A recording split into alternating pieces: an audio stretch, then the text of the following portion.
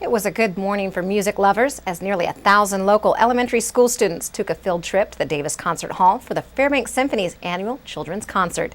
News 13's Tom Hewitt has more. Over 900 of the youngest classical music fans in Fairbanks crowded into the Davis Concert Hall at the University of Alaska Fairbanks this morning to hear the Fairbanks Symphony's Arctic Chamber Orchestra play Prokofiev's Peter and the Wolf.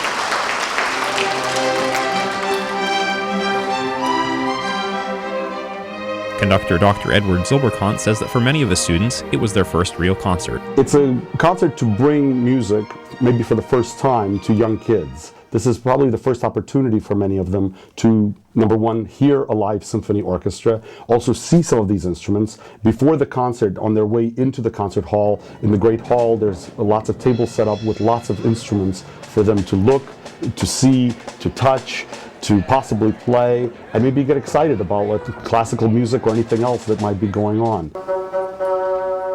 One of the audience's favorite instruments was the bassoon, a wind instrument with a low register that represents Peter's grumpy grandfather in the piece. Bassoonist George Rydlinski says he can identify with his role. Well, actually, we just turned grandparents, so yeah, I can kind of, I don't think I'm grumpy, but... The crowd of youngsters was appreciative, and they frequently interrupted the orchestra with applause. The musicians say they don't mind the departure from usual concert etiquette. I think it's great when the audience engages anytime with the music that's happening on stage. I think it's always a good thing, you know. And being young and maybe a little bit uninformed of concert etiquette, who cares, you know?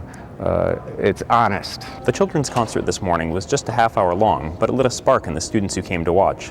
The musicians of the Fairbanks Symphony hope that they'll foster that spark, and maybe someday soon they'll be back in the audience. Who knows, maybe someday they'll be the ones on stage.